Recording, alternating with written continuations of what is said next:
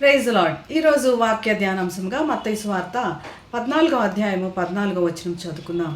ఆయన వచ్చి ఆ గొప్ప జన సమూహమును చూచి వారి మీద కనికరపడి వారిలో రోగులైన వారిని స్వస్థపరచెను.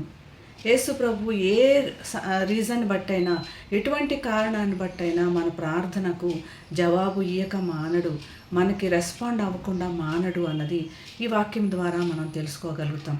ఎప్పుడూ కూడా మన గురించి శ్రద్ధ కలిగిన వాడని ఈ వాక్యం తెలియపరచబడుతుంది. అక్కడున్న సందర్భం చూసినప్పుడు యోహాను, బాప్తిస్మిచ్చే యోహాను చంపివేయబడ్డప్పుడు యేసు ప్రభు ఎంతో బాధలో ఉన్నాడు.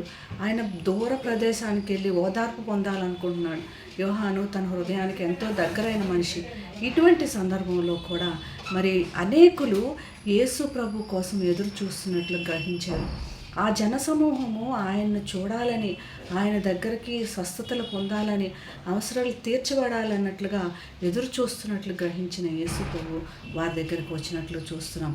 కనికరంలో ఉన్న దేవుడు ఏ రీజన్ని బట్టైనా, ఏ కారణాన్ని బట్టైనా మన ప్రార్థనను డిలే చేయడు, మన ప్రార్థనను వాయిదా వేయడు. పలానా రోజు పలానా కారణం అన్నట్లుగా వాయిదా వేయడు. ప్రతిరోజు కూడా మనకి స్పందిస్తాడు, మనకు జవాబిస్తాడని ఈ వాక్యం తెలియపరచబడుతుంది. ఆయన కనికరం చూపే దేవుడని వాక్యం చాలా స్పష్టంగా తెలియపరచబడుతుంది. ఆత్మీయ అవసరతల కోసం, శారీరక అవసరతల కోసం ఆయన దగ్గరకు వచ్చిన ప్రతి ఒక్కరిని కూడా ఆయన రెస్పాండ్ అయ్యాడు. వారి అవసరతలను గ్రహించిన దేవుడు అని ఇక్కడ తెలియపరచబడుతుంది. అంత మాత్రమే కాకుండా యేసు ప్రభు ఆయన బాధలో ఉన్నాడని చెప్పి నన్ను వెతకండి, ఎక్కడికో వెతకండి, నేను ఫలానా దగ్గర ఉన్నాను అని చెప్పలేదు. వారు ఎక్కడ ఉన్నారో వారి దగ్గరికి యేసు ప్రభు వచ్చినట్లు చూస్తున్నాం. మన దగ్గరనే ఉన్నాడు, మన సమీపమున యేసు ప్రభు మనతో ఉన్నాడు. మన ప్రార్థనలు వినటానికి ఆయన చెవియొగ్గి ఉన్నాడు. ఆ ప్రార్థనలకి జవాబు ఇవ్వడానికి కూడా చాలా సంసిద్ధంగా ఉన్నాడు.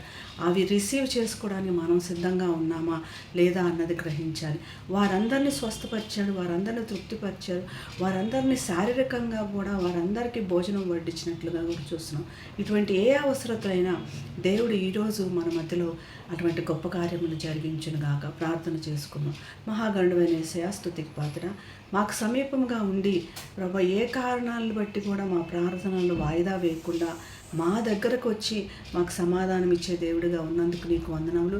అద్భుతములు, ఆశ్చర్యకార్యములు, స్వస్థతలు చేసే దేవుడు నీవని గ్రహిస్తూ అవన్నీ మా పట్ల జరిగించమని యేసు నామమున ప్రార్థిస్తున్నాం తండ్రి. ఆమేన్. Have a blessed day. God bless you.